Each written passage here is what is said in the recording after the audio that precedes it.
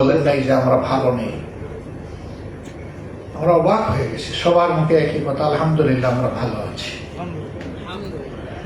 কারো চোখে আঘাত পেয়েছেন, দেখছেন না, কারো এক হাত ইতিমধ্যে কেটে ফেলা হয়েছে, পা কেটে ফেলা হয়েছে।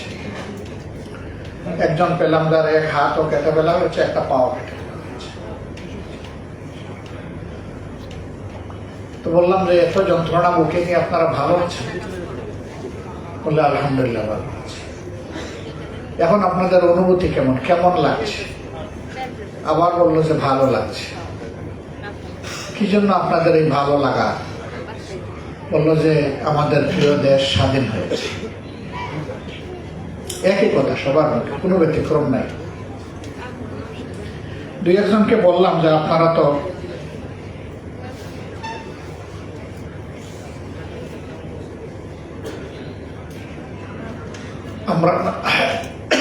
আপনারা তো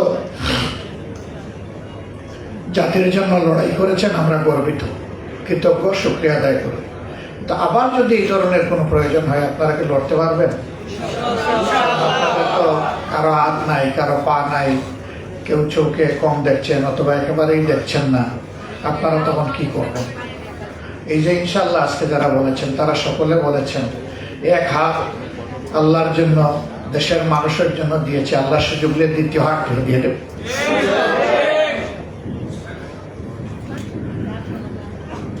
এক পা চলে গিয়েছে, অসুবিধা নাই, প্রয়োজনে আরেক পা দিয়ে দেব, তবুও কোনো ফেসিবাদকে আমরা বরদাস্ত করবো না। ফেসিবাদেরা মানুষ নয়, মানুষ হলে মানুষকে এইভাবে খুন করতে পারে না।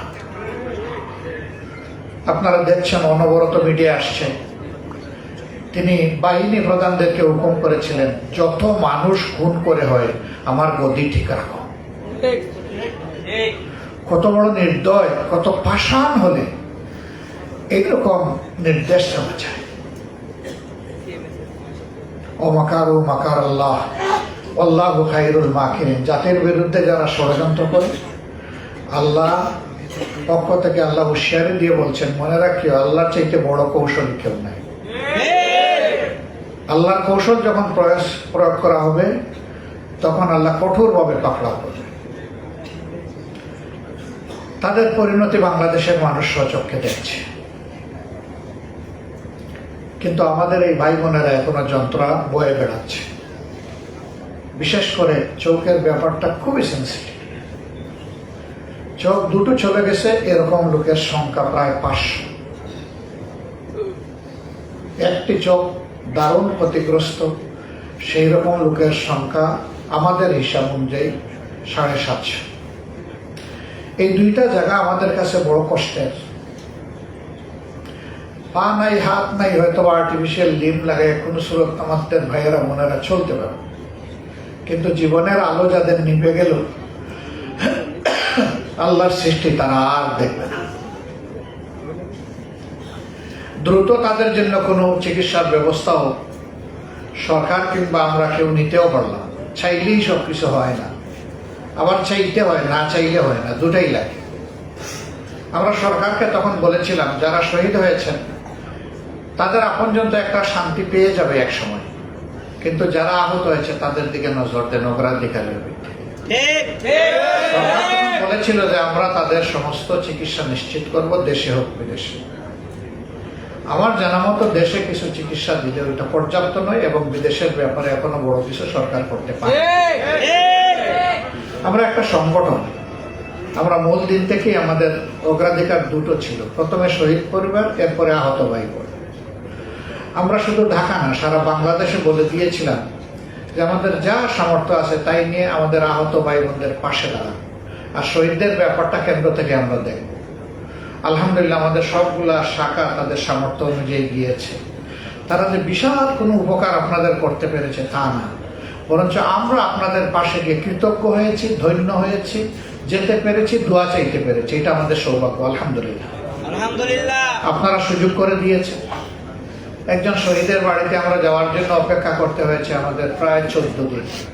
তারা কাউকে এলাও করছে, এরপরে তারা এলাও করলো, আমরা গেলাম। যাওয়ার পরে তারা বলল যে এই ব্যাপারে আসা আপনাদেরটাই প্রথম, আপনাদেরটাই শেষ। আমরা আর কাউকে এলাও করব না। কেন আমাদেরকে এলাও করলেন? বললো যে আমরা বহু বিচার বিবেচনা করে দেখেছি যে আপনারা দুনিয়ার কোনো স্বার্থে নয়, আসলে আল্লাহর জন্য আপনারা ছোটাছুটি করছেন।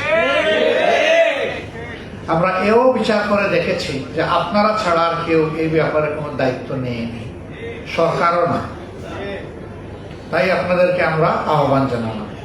আমরা সবগুলা শহীদ পরিবারে আমাদের সামর্থ্য অনুযায়ী আমাদের মানবিক দায়িত্বের জায়গা থেকে চেষ্টা করেছি কিছু করার, কিন্তু এই পরিবারটি আমাদেরকে বললো যে আমাদের কোনো কিছুর প্রয়োজন নেই, আমরা এই ধরনের কিছু নিব না কারো কাছ থেকে।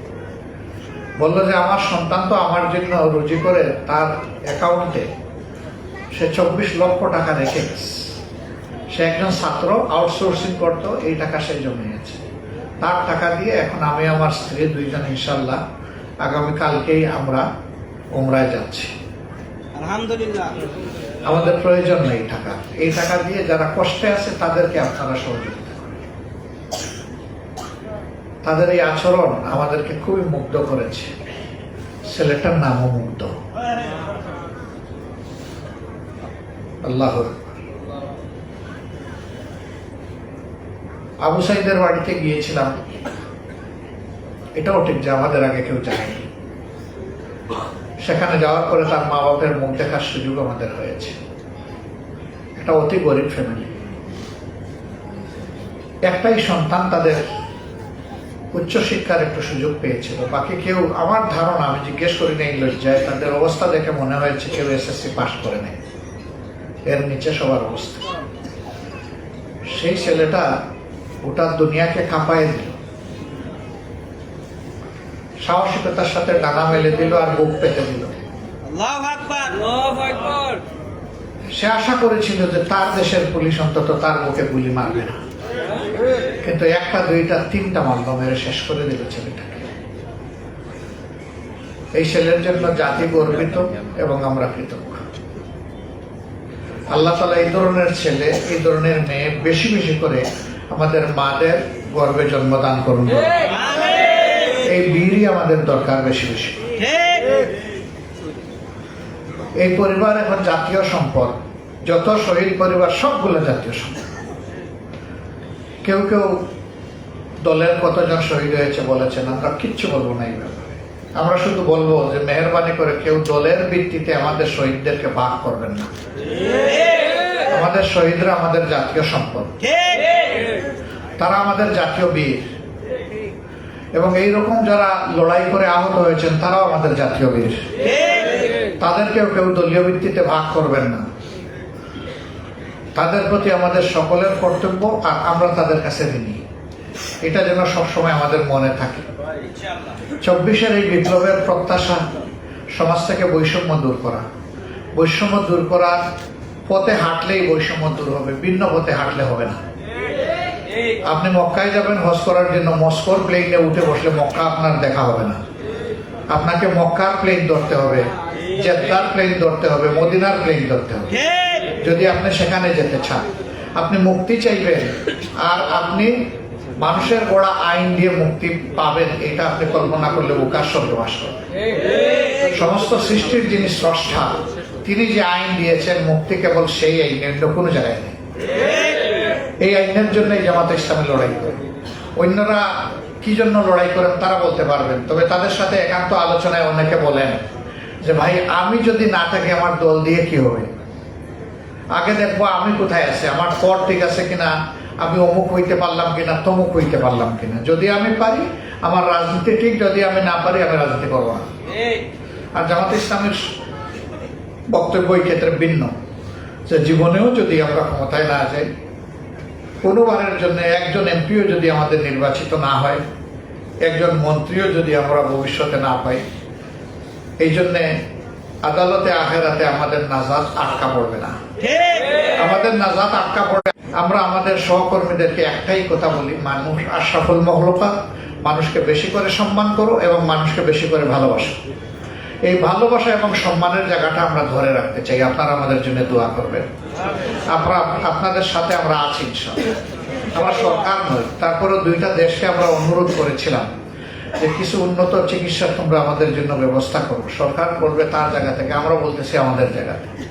আমাদের অনুরোধে একটা দেশ থেকে তাদের টিম পাঠিয়েছিল, তারা মাসখানেক এখানে পুরো একটা টিম 1 মাস তারা সার্ভিস দিয়ে ব্যাক করেছে, আমরা তাদের কাছে কৃতজ্ঞ। আরেকটা দেশকে আমরা বলেছি আমাদের এই 2 সেক্টর, আমাদের চোখ হারা ভাই বোন আর আমাদের হাত পা হারা ভাই বোন, এদের জন্য তোমরা একটু করো। তারা আশ্বাস দিয়েছে। তবে আমরা সরকারকে বলেছি, সরকার প্রধান যেন তাদের প্রধানকে একটু ফোন করে এই ব্যাপারে একটু কিছু বলে। তিনি বললেই বাকি কাজটা সহজ হয়ে যাবে এবং তারা এখন মানসিকভাবে প্রস্তুত। কিন্তু রাষ্ট্রের একটা নিয়ম কানুন আছে, এটা রাষ্ট্রকেই করতে হবে। আমরা ইনশাল্লাহ এই ক্ষেত্রে সর্বাত্মক সহযোগিতা। যদি আমাদের এই আহত বঙ্গু ভাইদেরকে অগ্রাধিকারের ভিত্তিতে যে যত বেশি কষ্টের মধ্যে আছে তাকে যদি উন্নত দেশগুলোতে পাঠানো হয়, সেখানে হসপিটালে না রেখে যদি বাইরেও রাখতে হয়, আমরা কথা দিচ্ছি আমরা ভিক্ষা করে হলেও সেখানে তাদেরকে রাখার ব্যবস্থা করবো ইনশাআল্লাহ। আমরা তাদের পাশে থাকবো এবং থাকতে পারলেই আমরা মনে করবো যে আল্লাহ আমাদের প্রতি রহমশীল আছে। আমরা বেদরদি, আমরা নির্দয় হতে চাই না। আল্লাহ যেন আমাদের অন্তরটাকে মানুষের প্রতি ভালোবাসা দিয়ে পরিপূর্ণ করে দেয়। এখানে রাফসান নামের একটা ছেলে নিয়ে তার মা হাজির হয়েছিলেন। মা তো তিনি কথাই বলতে পারলেন না, তারা এই শিশুর কথা চিন্তা করে। সম্ভবত আমি জানলাম যে শরীয়তপুরে তাদের বাড়ি। এখানে কোথায় তারা থাকেন আমি খোঁজখবর নিব ইনশাআল্লাহ। আমি জানি না এই মায়ের কয়টা সন্তান আছে। তো এই ছেলেটাও আমাদের জাতীয় বীর। এই যে শিশু, বয়স বোধহয় 2.5-3 বছর হবে, এর বেশি হবে না। মায়ের কোলে যা দেখলাম, এও আমাদের জাতীয় বীর। সব বীরকে আমরা কুলে নিতে পারবো না, আমরা আমাদের হৃদয়ের কুলে সবাইকে ধারণ করি। আর এই ছেলেটা যদি তার মা বাপ আমাদেরকে সুযোগ দেন, তাহলে সে বড় হওয়া পর্যন্ত তার বাকি চিকিৎসা এবং তার শিক্ষা সকল মজলুমের প্রতীক হিসাবে আমরা একটু খেদমত করতে চাই, এই দায়িত্ব নিতে চাই। যদি তার মা বাপ আমাদেরকে এই সুযোগ দেন, আর না দিলে আমাদের করার কিছু নেই। এটা আমরা একটা দরখাস্ত ওনাদের কাছে দিয়ে রাখলাম। আমরা আশা করি তারা এটা বিবেচনায় নেবেন ইনশাআল্লাহ। আমরা বিভিন্ন জায়গায় গিয়েছি শহীদ পরিবারগুলোতে। এই যে এখানে নারায়ণগঞ্জে একটা ঘটনা ঘটেছিল, আপনারা জানেন সুমাইয়া নামে একজন বোন আমাদের শহীদ হয়েছে। তার বাচ্চা সুবাইয়া, তাকে দেখতে গিয়েছিলাম। তোমার কয়েক মাসের শিশু সে কেবল, তো ওকে খুলে আমরা নিতে পেরেছিলাম। আমরা সবার পারি নাই, বলেছিলাম যে এই শিশু এখন আমাদের শিশু। এই শিশুকে নেওয়ার জন্য অনেক শিল্পপতি তারা চেয়েছেন যে তাদের মেয়ে বানিয়ে নেবেন। এরা জবাব দিয়েছে সর্বপ্রথম যাদেরকে এই শিশুর দায়িত্ব আমরা দিয়েছি তারাই আমাদের জন্য যথেষ্ট। মানে তারা জামাতে ইসলামের হাত থেকে এটা নিয়ে অন্য কারো হাতে দিতে চাচ্ছেন না। তারা আমাদেরকে কৃতজ্ঞ করেছেন, আলহামদুলিল্লাহ। আল্লাহ তাদের মর্যাদা অনেক বাড়ায় দেয়। রাজশাহীতে একটা ভাই, তিনি শহীদ হয়েছেন, তিনি রিক্সা চালাতেন। তা তার পরিবারে গিয়েছিলাম, তার ভাইয়েরা, তার মা এবং শহীদের স্ত্রী তারা এসেছিলেন। তো আমি ওই মেয়েটাকে জিজ্ঞেস করেছিলাম, মা তুমি কেমন আছো? তো মেয়েটা কেঁদে দিল, কেঁদে দিয়ে বললো আলহামদুলিল্লাহ আমি তো ভালো আছি, কিন্তু আমার গর্ভের সন্তানের কি হবে, আমি তো 6 মাসের অন্তঃসত্ত্বা। খুব কেঁদেছিল মেয়েটা, ভীষণ খারাপ লেগেছে যে আমরা তো গরিব হলেও 4টা ভাত খেয়ে চলছিলাম, শান্তিতে ছিলাম। স্বামী চলে গেল, আমি বিধবা হলাম, কিন্তু আমার এই সন্তানের কি হবে? আমরা তাকেও বলেছিলাম যে আলহামদুলিল্লাহ তোমার সন্তান এখন থেকে জাতীয় সন্তান, আর আমরা যা খাবো তোমার সন্তানও থাকাবে, তোমার পরিবারও থাকাবে ইনশাআল্লাহ। সেই মাস থেকে আলহামদুলিল্লাহ তাদের পাশে আমরা আছি, আমরা থাকবো ইনশাআল্লাহ থাকবো। আমরা এরকম আরো কিছু পরিবারে গিয়েছি এবং তারা আমাদেরকে এই সুযোগটা দিয়েছেন, আমরা তাদের কাছে কৃতজ্ঞ। আমরা যদি 24,000 ফ্যামিলি যারা আহত হয়েছেন সবার কাছে এরকম দায়িত্ব নিয়ে যেতে পারতাম, আল্লাহর সিজদায় পড়ে যে কত না শুকরিয়া আদায় করতাম। তবে হ্যাঁ, আল্লাহর ভান্ডারে কোনো কমতি নাই। আমরা চাই আমাদের হাতটা আল্লাহ যেন তার মেহেরবানি দিয়ে লম্বা করে দেন। আপনারা দোয়া করবেন। আমরা এইভাবেই থাকতে চাচ্ছি সবার সাথে। আমরা এই দেশটাকে একটা ভালোবাসার দেশ, একটা বরকতময় দেশ, একটা মর্যাদার দেশ হিসেবে আমরা গড়ে তুলতে চাই। এই জন্য শিক্ষার জায়গাটায় আমরা ইনশাল্লাহ সবার আগে হাত দিব, যদি আল্লাহ কোনোদিন আমাদেরকে সুযোগ দেন। শিক্ষা যে জাতির ঠিক হয়েছে সেই জাতি ঠিক, সেই জাতি মর্যাদার জাতি, সেই জাতি বিশ্বে মাথা উঁচু করে দাঁড়াতে পারে। আর শিক্ষা যাদের এলোমেলো, শিক্ষায় কোনো দিক নির্দেশনা নাই, কোনো উদ্দেশ্য নাই, উদ্দেশ্যহীন ভেলার মতো সাগরে ভাসে, ওই দেশ এবং জাতি কখনো মাথা উঁচু করে দাঁড়াতে পারে। আমাদের দেশে সকল মানুষের আর্থিক অবস্থা সমান নয়। সরকারের দায়িত্ব হবে যাদের আর্থিক সংগতি নেই তাদের পূর্ণ দায়িত্ব নিয়ে সন্তানদেরকে সুশিক্ষা নিশ্চিত করা। আমাদের দেশে এটা করা হয় না বলে অসংখ্য মেধা ঝরে যায়, বিপদগামী হয়ে সন্ত্রাসীতে পরিণত হয় অনেকে। এটা সমাজের জন্য ভালো কোনো লক্ষণ না, এবং এর জন্য সমাজ দায়ী, সরকার দায়ী। সবাই গিয়ে নিজের গদিতে কিভাবে আসবে আর থাকবে এই নিয়ে ব্যস্ত থাকে। মানুষের পাটা কিভাবে ধোয়াবে, মানুষের কষ্ট কিভাবে দূর করবে সেই চিন্তা করতে চায় না। ওই চিন্তার মানুষ যতদিন পর্যন্ত বাংলাদেশের দেশের দায়িত্বে না যাবে এই জাতির ভাগ্যের কোনো পরিবর্তন হবে না। যারা যাবে তাদের কপালের পরিবর্তন হবে, কিন্তু জাতির কপালে দুর্ভোগ আসবে। আমরা সেই রকম একটা আগামী চাই, নতুন বাংলাদেশ চাই। এই বাংলাদেশের সাথে আপনারা থাকবেন, আবার যুদ্ধ করতে রাজি আছেন?